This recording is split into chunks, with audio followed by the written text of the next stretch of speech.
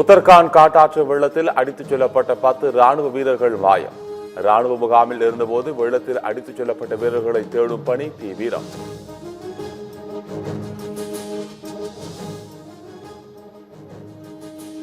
உத்தரகாண்டில் காட்டாற்று வெள்ளத்தால் உருக்குலைந்த உத்தரகாசி மாவட்டம்.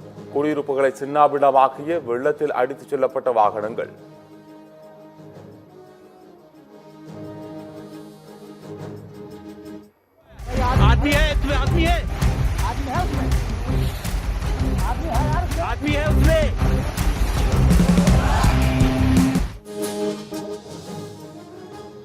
உத்தரகாண்டில் மேகவெடிப்பால் 1 மணி நேரத்தில் கொட்டை தீர்த்த 30 சென்டிமீட்டர் மழை. பயங்கர காட்டாற்று வெள்ளத்தில் வீடுகள் அடித்துச் சென்ற அதிர்ச்சி காட்சிகள்.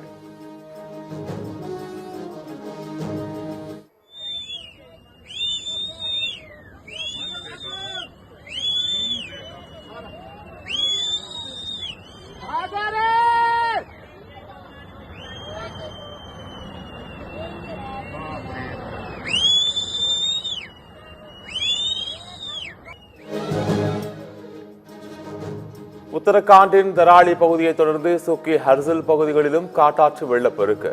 மேகம் வெடித்து பெருமழை கொட்டி தீர்த்ததால் ஆங்காங்கே காட்டாற்று வெள்ளம்.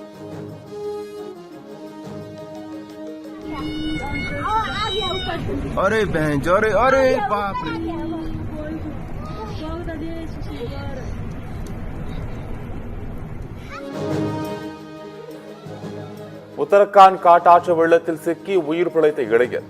சேரும் சகதியில் புதைந்தவர் உயிருடன் வெளிவந்த காட்சிகள்.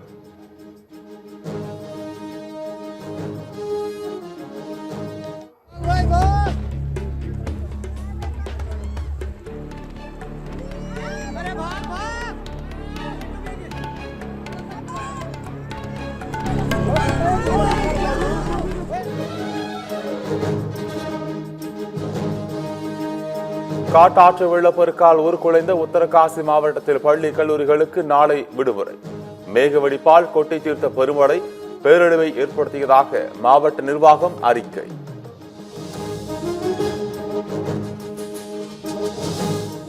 நாடு முழுவதும் 4,08,00,000 LPG சிலிண்டர்கள் இணைப்புகள் நீக்கம். மாநிலங்களவையில் மத்திய அமைச்சர் ஹர்தீப் சிங் பூரி எழுத்துப்பூர்வ பதில்.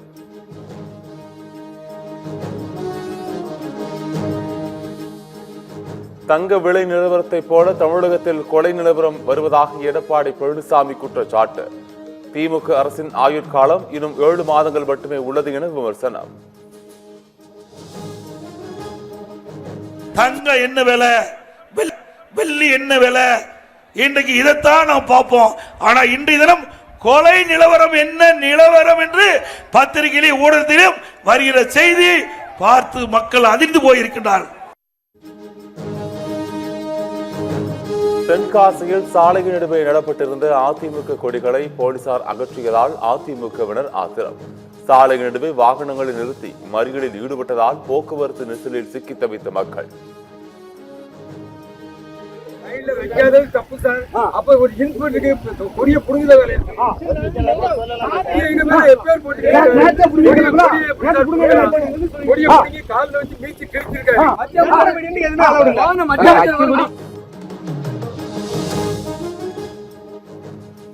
தமிழக வெற்றி கழகத்தின் மாநில மாநாடு வரும் 21ஆம் தேதி மதுரையில் நடைபெறும் என விஜய் அதிகாரப்பூர்வ அறிவிப்பு.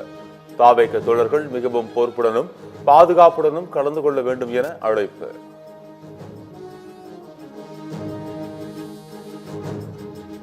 திருச்சி, தருமபுரி, சிவகங்கை, ராமநாதபுரம் உள்ளிட்ட மாவட்டங்களில் பரவலாக கனமழை.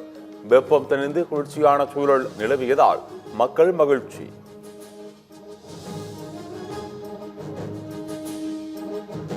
ரெட் அலர்ட் காரணமாக நீலகிரியில் பேரிடர்களை சமாளிக்க NDRF குழு தயார் நிலை.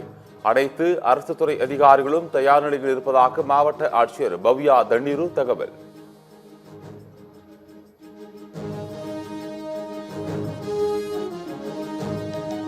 வைகை அணையின் நீர்மட்டத்தை 71 அடி வரை உயர்த்த நீர்வளத்துறை முடிவு.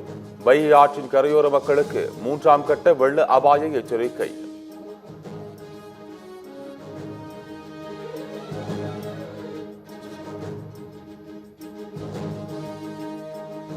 அரசிடம் கேள்விகளை கேட்பதும் சவால் விடுவதும் எதிர்க்கட்சி தலைவரின் வேலை என பிரியங்கா காந்தி விளக்கம். யார் இந்தியர் என்பதை தீர்மானிப்பது நீதிபதியின் வேலைகளை என ஆவேசம்.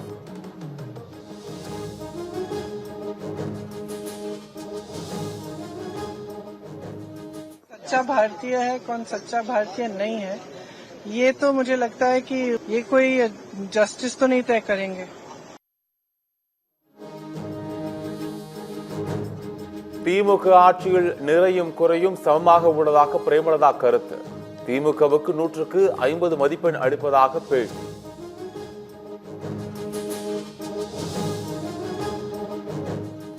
ஈழத்தமிழர்களை தவறாக சித்தரித்த கிங்டம் திரைப்படத்தை தடை செய்ய வலியுறுத்தல். திரைப்படம் திரையிட எதிர்ப்பு தெரிவித்து ராமநாதபுரத்தில் தியேட்டர்களை முற்றுகையிட்ட நாம் தமிழர் கட்சியினர்.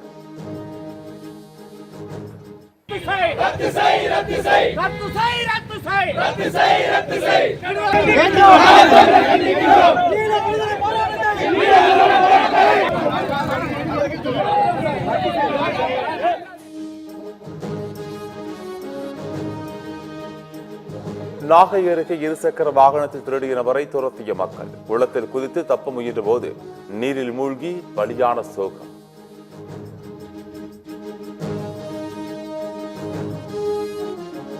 மறைந்த ஜார்க்கண்ட் முன்னாள் முதலமைச்சர் சிபு சோரன் உடலுக்கு அவரது சொந்த ஊரில் இறுதிச் சடங்கு. நிம்ரா கிராமத்தில் பொதுமக்கள் திரண்டு வந்து இறுதி அஞ்சலி.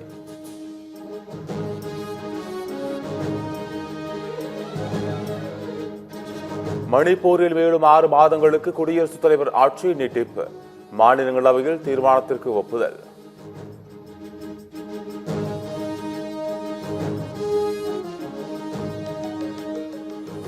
இந்தியாவுக்கு 24 மணி நேரத்தில் இறக்குமதி வரி மேலும் உயர்த்தப்படும் என அமெரிக்க அதிபர் டிரம்ப் அறிவிப்பு. உக்ரைனுக்கு எதிரான போரில் ரஷ்யாவுக்கு இந்தியா உதவுவதாக டிரம்ப் குற்றச்சாட்டு.